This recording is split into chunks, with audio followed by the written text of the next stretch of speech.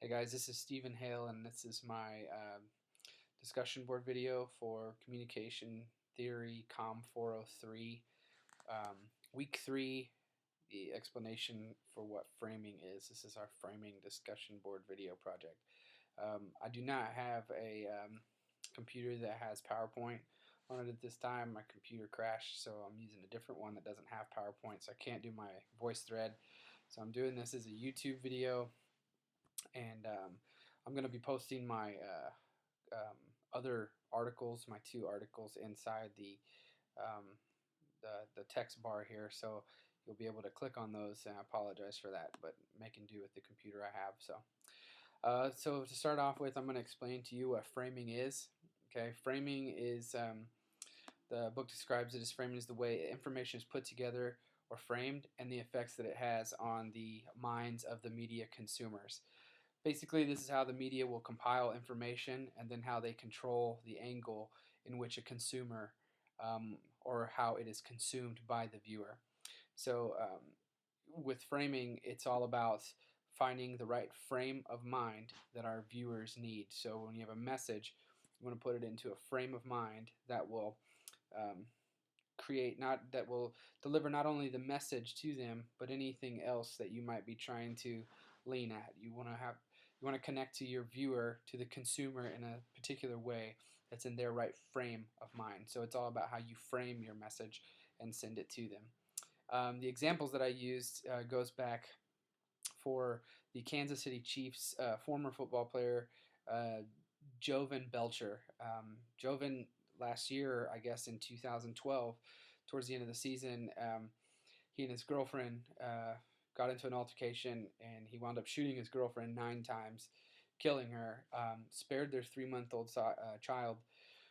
Got in his car, drove to the football stadium for the Kansas City Chiefs, walked in, thanked all his coaches for everything they had done for him, put the gun to his head, and killed himself right there in front of all of his coaches.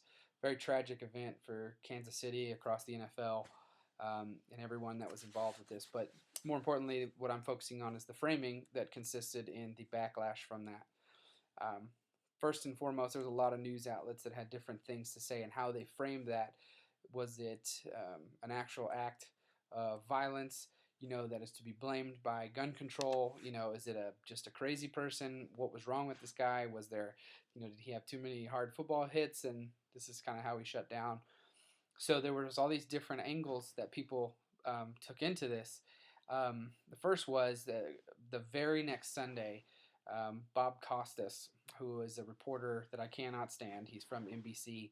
He came and he spoke about his personal opinions about gun laws and gun control, and that's the first link that you'll see right there. That is NBC promotes that, so that's kind of the attitude that NBC has, and they stood by him. They gave him about 90 seconds to kind of speak his piece. The second is a video clip from ABC, and it's the same story about Belcher and his girlfriend. And in the story, the way that they frame it, or twist the story, they talk very much throughout the report about how Belcher, the player that killed himself and his girlfriend, how he owns several guns, and how he and his girlfriend they use them for fun, recreationally, and how that was their hobby, and that's what they always like to do. And even if they had a friend of theirs that came forward and told them how much they like to use guns and play with guns. And so it implies that these are the type of people that use guns like this, that they're a threat. There's an angle there. ABC is speaking to that audience, and you can certainly see framing in that. The last link that I have here is Fox News, who reported the same exact story, and the story that they show, the headline for ABC was for the first, back up a little bit. The headline for ABC was NFL player tragedy, Belcher and girlfriend uses guns. That was the headline for ABC. For Fox News, they even put the headline completely different. It says police, Kansas City Chiefs football player shoots himself and girlfriend. So there's just, even in the way that they put their headlines in there, there's different aspects and there's different ideas of how that is. There's different framing of how they relate that information to you. It's how that they're putting together that information and getting it to the consumer. And I think it's because they have an audience that is looking for a specific answer. They're looking to be fed a certain way. And we see this a lot, mainly in our coverage of how we deal with political candidates. And this is, we've got to see this most recently, during this last campaign in 2012 for our new president, when President Barack Obama, went against Republican candidate Mitt Romney. We see how networks will frame coverage of these political candidates by kind of playing towards their viewer. An example of this, you'd see a conservative network would frame in a positive light their conservative candidate, but they would frame a liberal candidate in a very negative light, and vice versa. The angle here is that the networks play more to the viewer than they do the actual candidate. The idea is to portray the opposing candidate in a way that the network viewers will agree with. So while Fox News might not necessarily be in extreme favor of Mitt Romney, they're more against the Democratic candidate, which is President Barack Obama at the time. So they will do whatever they can to discredit President Obama in the event that so that he would not be reelected, and they could get Mitt Romney into office. So you see how those networks play into that. By the same token, CNN doesn't have to spend a whole lot of time promoting, or NBC have to spend a lot of time promoting President Obama or another candidate like Hillary Clinton.